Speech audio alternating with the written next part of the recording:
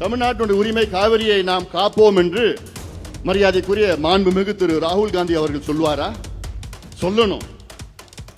இது நம்ம உரிமை. காவிரி என்பது நம்முடைய உரிமை. அது காலகாலமா நம்முடைய உரிமை. அது நம்ம தான் அனுபவிச்சுட்டு வரோம்.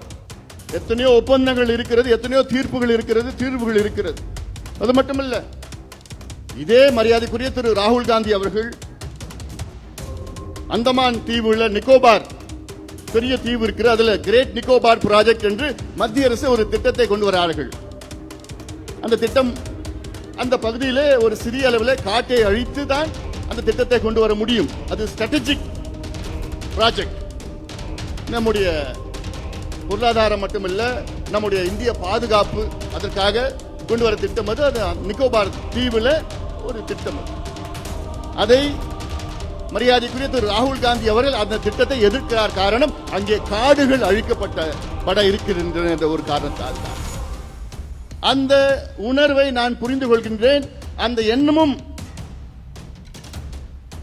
அதை நான் ஏற்றுக்கொள்கின்றேன். மரியாதைக்குரிய திரு ராகுல் காந்தி அவர்கள் அங்கு காடு அழிக்க கூடாதுன்னு சொல்றதை நானும் ஏத்துக்கிறேன். ஆனால் அதே ராகுல் காந்தி அவர்கள் இங்க மேகதாதுவனை கர்நாடகாவில் கட்டினாங்கன்னா 12,500 ஏக்கர் காட்டை அழித்து தான் அந்த அணையை கட்ட முடியும். இதையும் மரியாதைக்குரிய திரு ராகுல் காந்தி அவர்கள் எதிர்க்க வேண்டும். இங்கேயும் தானே காட்டு அழிக்க போறாங்க, அந்த திட்டமிட்டு இருக்கிறாங்க. அப்போ இதை நான் 1ஆம் தேதி வரப்போறார், ஆகஸ்ட் 1ஆம் தேதி ராகுல் காந்தி அவர்கள் தமிழ்நாட்டுக்கு அவர் அறிவிக்கணும். தமிழ்நாடு மக்களுக்கு எந்த பாதிப்பு இருக்காது. காவிரியில மேகதாது அணை கர்நாடகா கட்ட மாட்டாங்க, காட்டு அழிக்க மாட்டாங்க என்ற அறிவிப்பு மரியாதைக்குரிய மாண்புமிகு திரு ராகுல் காந்தி அவர்கள் வெளியிடணும், சொல்லணும், பேசணும். ஏன்னா இவருடைய அரசு தான் அங்க, காங்கிரஸ் அரசு தானே அங்க இருக்கு. கர்நாடகாவில் ஆளுகின்றது காங்கிரஸ் அரசு. இவர் சொன்னா நிச்சயமா கேட்பாங்க அங்க. அதனால்தான் இதெல்லாம் நான் சொல்லிட்டு வரேன். இதுல எல்லாம் அரசியல் செய்ய நான் எனக்கு விருப்பம் கிடையாது. எனக்கு மேகதாது அணை கட்டக்கூடாது, அவ்வளவுதான். அதற்கு இப்போ நம்ம அற வழியில விழிப்புணர்வு போராட்டம் ஆர்ப்பாட்டம் ஏதோ பண்ணிட்டு இருக்கிறோம். வேற விதமா செய்யணும்னா 1 நிமிஷம் தான் ஆகும், சாதாரணமா பண்ணிட்டு போயிடலாம். ஆனா நம்ம ஒரு ஆக்கப்பூர்வமான ஒரு கட்சியா இருக்கிறோம், டீசன்ட் டெவலப்மெண்ட் பாலிடிக்ஸ்ல இருக்கிறோம். நம்முடைய மருத்துவர் ஐயா அவர்கள் போனார், 1000 வாகனங்களை எடுத்துட்டு ஒசூர்ல போய் நிறுத்தினாங்க, வண்டியை நிறுத்தினாங்க. அதெல்லாம் எங்களால செய்ய முடியும். ஆனாலும் ஒரு ஆக்கப்பூர்வமா நம்ம பேசி நமக்குள்ள ஒற்றுமை வேண்டும். தமிழ்நாடு அரசியலில் ஒற்றுமை வேண்டும். அப்போ கர்நாடகா எடுத்துக்கங்க, அங்க இருக்கிற முதலமைச்சர் DK சிவகுமார் அவர் வீட்டில் போயிட்டு மத்திய பிஜேபி அமைச்சர்கள், இப்ப முத்த கல்வி அமைச்சரா போன வாரம் போட்டிருக்காங்க பிரகலாத் ஜோஷி, அவர் எங்க போறார்? பிஜேபி மத்திய அமைச்சர், அவர் கர்நாடகா முதலமைச்சர், காங்கிரஸ் முதலமைச்சர், அவர் வீட்டில் போய் பார்க்கிறார். குமாரசாமி ஜனதா தள் அவர் வீட்டில் போய் பார்க்கிறார். எல்லாமே ஒன்னா சேர்ந்துட்டாங்க கர்நாடகாவில். எதுக்கு? அவங்களுக்கு தேவையில்லாத ஒரு அணை, மேகதாது அணை கட்டணும்னு. ஆனா இங்க நமக்குள்ளே பிரச்சனை, நமக்குள்ளே ஈகோ. தொடர்ந்து முதலமைச்சர் அவர் சொல்லிட்டு வரோம். மாண்புமிகு முதலமைச்சர் அவர்களே, தமிழ்நாட்டிலே அனைத்து கட்சி கூட்டத்தை கூட்டுங்கள். இது தமிழ்நாட்டு பிரச்சனை, இது டிவிகே பிரச்சனை கிடையாது, தமிழ்நாட்டு பிரச்சனை. கூட்டத்தை கூட்டுங்கள், கூட்டத்தில் ஒரு முடிவெடுங்க, முடிவெடுத்துட்டு டெல்லிக்கு எங்களை எல்லாம் அழைச்சிட்டு போங்க. சட்டமன்ற நாடாளுமன்ற உறுப்பினர்கள் தலைவர்களை அழைச்சிட்டு பிரதமரை சந்தித்து அழுத்தம் கொடுக்கணும், அரசியல் அழுத்தம் கொடுக்கணும். நீர்வளத்துறை அமைச்சரை சந்திக்கணும். கர்நாடகா முதலமைச்சர் DK சிவகுமார் அவர்கள் இந்த 3 மாதத்துல 4 முறை மத்திய நீர்வளத்துறை அமைச்சர் சந்திச்சிருக்கிறார். இந்த ஒரு பிரச்சனைக்காக இதைத்தான் செய்யணும். அதன் பிறகு சட்ட போராட்டம் தான்.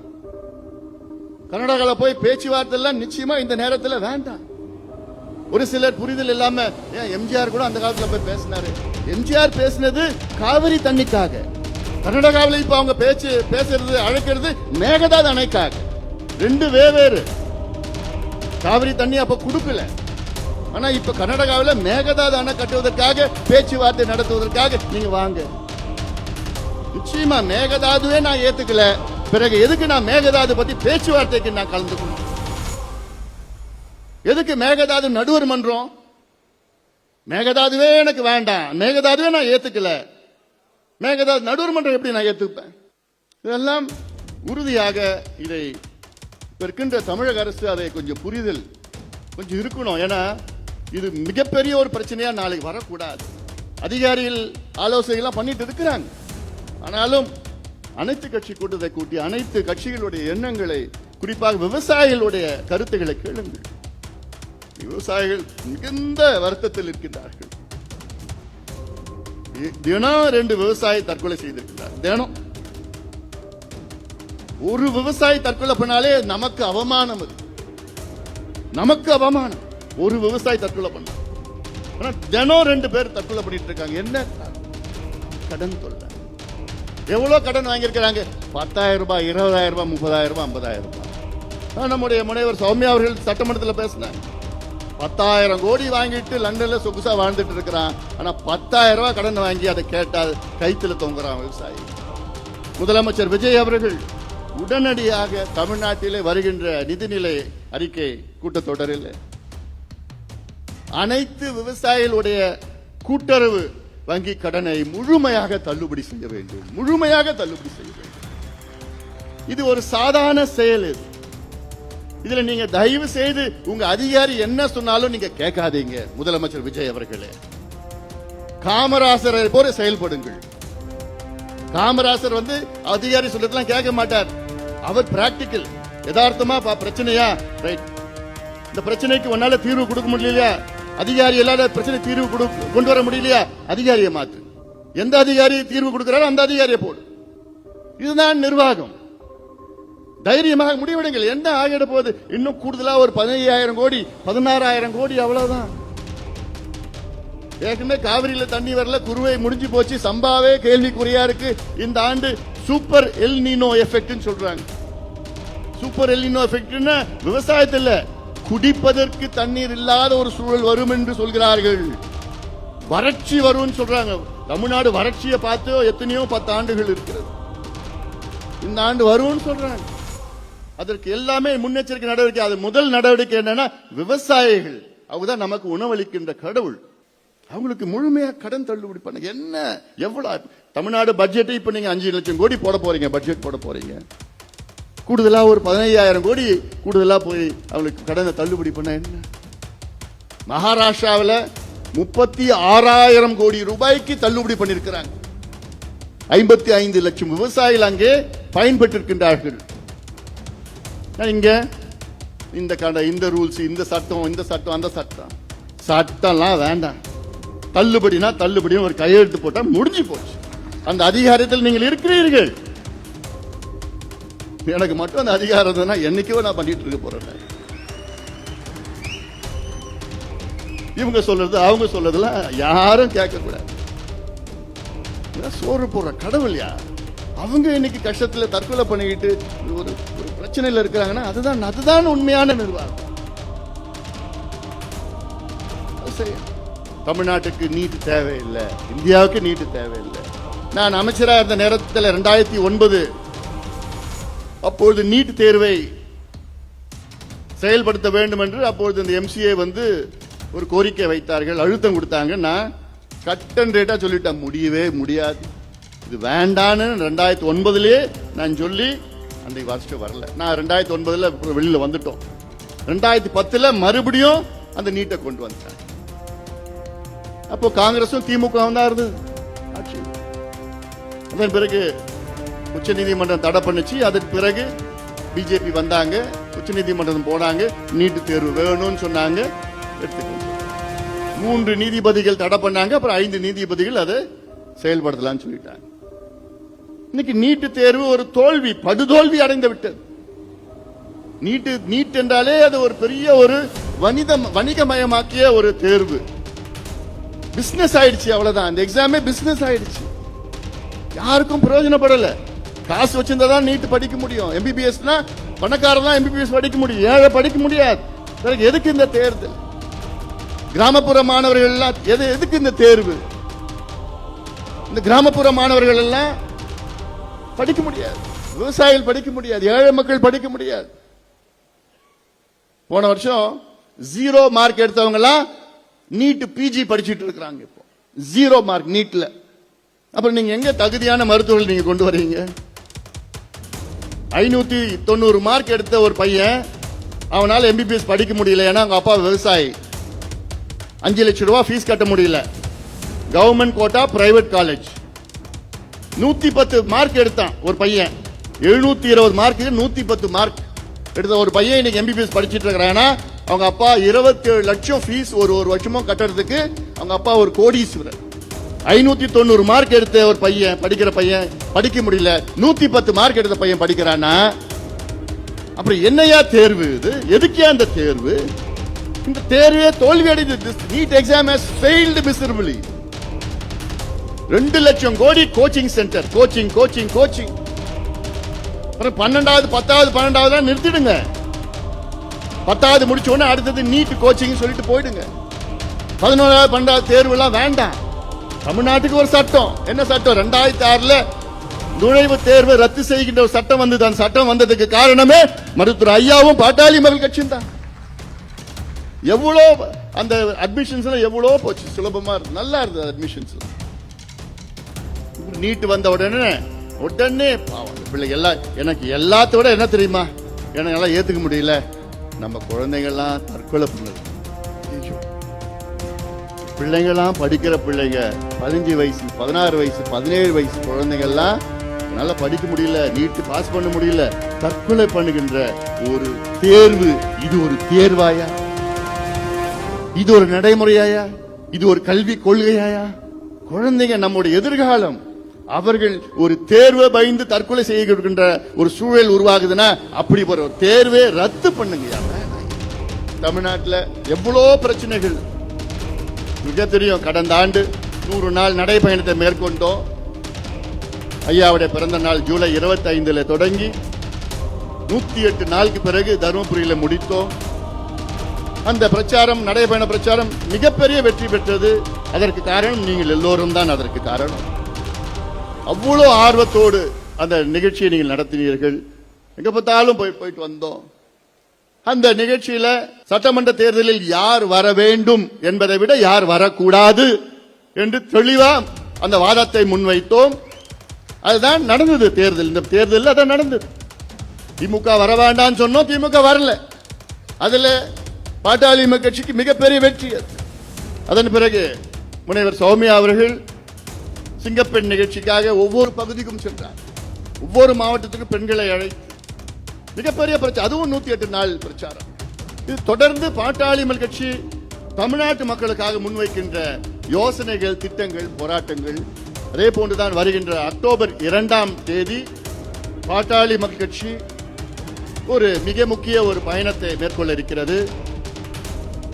இந்த பயணம் தமிழ்நாட்டில் பூரண மதுவிலக்கு வர வேண்டும், கொண்டு வர வேண்டும் என்ற நோக்கத்திலே நம்முடைய பசுமை தாயகத்தின் தலைவரும் பாட்டாளி மக்கள் கட்சியின் சட்டமன்ற குழு தலைவர் முனைவர் சௌமியா அன்புமணி அவர்கள் தலைமையிலே 2 ஆண்டுகள் இந்த ஒரு மக்கள் இயக்கம், மது ஒழிப்பு இயக்கம் ஒன்று தொடங்கி அவர் ஒவ்வொரு மாவட்டத்திற்கும், ஒவ்வொரு பகுதிக்கும், ஒவ்வொரு ஊருக்கும் சென்று மக்களை திரட்டி, குறிப்பாக பெண்களை திரட்டி தமிழ்நாட்டுக்கு மது வேண்டாம், மதுவை ஒழிக்க வேண்டும் என்ற நோக்கத்திலே ஒரு பிரச்சாரத்தை மேற்கொள்ள இருக்கின்றார்.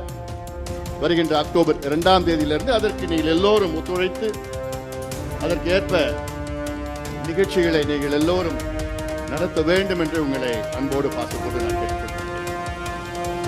காரணம் இது மிக மிக அவசியமானது, மிக மிக அவசியமானது.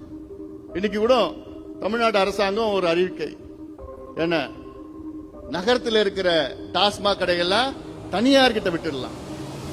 எவ்வளவு பெரிய யோசனை இது! யார் கொடுக்கறான்னு எனக்கு ஒண்ணு புரியல. போன வாரம் பார்த்தா பார் தொடங்கலாமா 100 மீட்டருக்குள்ள வந்து 717 மதுக்கடைகளை நீங்கள் மூடி இருக்கிறீர்கள். உங்களுக்கு வாழ்த்துக்கள், பாராட்டுக்கள். சட்டமன்றத்துக்குள்ளேயே நாங்கள் உங்களுக்கு வாழ்த்து.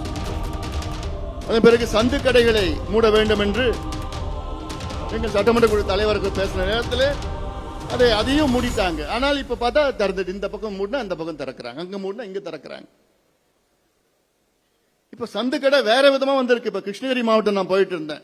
அங்க மாவட்டத்தில் அந்த கிராமத்துல பார்த்தா என்ன சொல்றாங்க, பெண்கள் என்ன சொல்றாங்க, ஐயா காலையில 6 மணிக்கெல்லாம் இந்த வீட்டுல டாஸ்மார்க் சரக்கு இந்த வீட்டுல விக்கிறாங்க. நாங்க போய் சண்டை போட்டுட்டா அடுத்த வாரம் 6 மணிக்கெல்லாம் அந்த வீட்டுல விக்கிறாங்க. இது போலீஸுக்கு தெரிஞ்சுதான் விக்கிறாங்க. அங்க போய் 6 மணிக்கு. இதெல்லாம் ஒரு கொள்கை முடிவு வர வேண்டும். பூரண மதுவிலக்கு ஒரு கொள்கை படிப்படியா கொண்டு வாங்க. படிப்படியா கொண்டு வாங்க. திடீர்னு ரெஸ்டோ பார் வேணும், ரெஸ்டோ பார் நாங்க திறக்க போறோம்னு தமிழ்நாடு அரசு ஒரு அறிவிப்பு. மக்களுக்கு நல்லது பண்ணுங்க, மக்களுக்கு நல்லது பண்ணுங்க. இந்த ரெஸ்டோ பார் திறக்கிறதும், டாஸ்மாக் கடையில தனியார் கிட்ட விடுறதும், பார் திறக்கிறதும் அதெல்லாம் வேண்டாம். கடையை மூடுங்க. உங்களுக்கு வருமானம், அரசுக்கு வருமானம் வேணும்னா நாங்கெல்லாம் சமீபத்தில் எங்களுடைய நிதிநிலை அறிக்கை, நிழல் நிதிநிலை அறிக்கையில் எவ்வளவு யோசனைகளை நாங்கள் சொல்லியிருக்கோம். தெளிவான யோசனைகளை நாங்கள் சொல்லியிருக்கோம். அதுல ஒரு முக்கிய யோசனை என்ன? பொதுத்துறைகள், தமிழ்நாட்டில் உள்ள பொதுத்துறைகள், பொதுப்பணித்துறை, போக்குவரத்து துறை, மின்துறை போன்ற பொதுத்துறைகளில் அந்த லஞ்சம் ஊழலை ஒழிச்சு நிர்வாக சீர்கேடுகளை எல்லாம் அகற்றி அதை சரி செய்து சுத்தப்படுத்தினால் 30,000 கோடி ரூபாய் ஆண்டு வருமானம் தமிழக அரசுக்கு கூடுதலாக வரும். அதுல நல்ல தொடக்கத்தை நீங்க செஞ்சிருக்கிறீங்க முதலமைச்சர் அவர்களே. நல்ல தொடக்கம். நீங்க வந்த பிறகு தமிழ்நாட்டில் ஊழல் ஓரளவு குறைஞ்சிருக்கு. ஆனா அடுத்தது இந்த சீர்திருத்தங்களை செஞ்சீங்கன்னா போதும். உங்க மதுக்கடை உங்களுக்கு வேண்டாம், அதுல வர வருமானம் வேண்டாம். மதுக்கடையால் தமிழ்நாட்டுக்கு ஆண்டுதோறும் வருமானம் 56,000 கோடி. ஆனால் பாதிப்பு எவ்வளவு தெரியுமா? தனி நபர்களுக்கு பாதிப்பு, அரசுக்கு பாதிப்பு, பொதுமக்களுக்கு பாதிப்பு எவ்வளவு தெரியுமா? கிட்டத்தட்ட 1.5 லட்சம் கோடி பாதிப்பு. Loss of productivity. மதுவை குடிச்சிட்டு காலையில் ஆட்டுறது, லேட்டா வர்றது, வராம போறது, வந்து சரியான முறையில் செயல்படுறது இல்ல, லஞ்ச் பிரேக், டீ பிரேக்ல போய் குடிச்சிட்டு வர்றது, மொத்த உற்பத்தியே குறையுது. இரண்டாவது, பல சாலை விபத்துக்கள், உயிரிழப்புகள் இல்ல, பொருள் இழப்புகள். ஹாஸ்பிட்டல் போய் சேர்க்கிறது. இந்தியாவிலே அதிக கல்லீரல் பிரச்சனை தமிழ்நாட்டில் தான் இருக்கு. Liver cirrhosis, alcoholic liver cirrhosis இந்தியாவில். அதை குணப்படுத்தணும்னா, லிவர் டிரான்ஸ்பிளான்ட் பண்ணணும்னா எவ்வளவு தெரியுமா செலவாகும்? 40 லட்சம் ரூபாய் செலவாகும். இதெல்லாம் செலவு எல்லாம் எடுத்து பாத்தீங்கன்னா 1.5 லட்சம் கோடி மக்களுக்கு சுமை. கனிம வள கொள்ளை தொடர்ந்து சொல்லிட்டு வருது. தென் மாவட்டங்களில் அந்த மாஃபியா காட்ஃபாதர் சொல்லி சொல்லி சொல்லி சொல்லியே இப்ப கூட நேத்து முந்தா நாள் கூட ஒரு அறிக்கை விட்டேன்.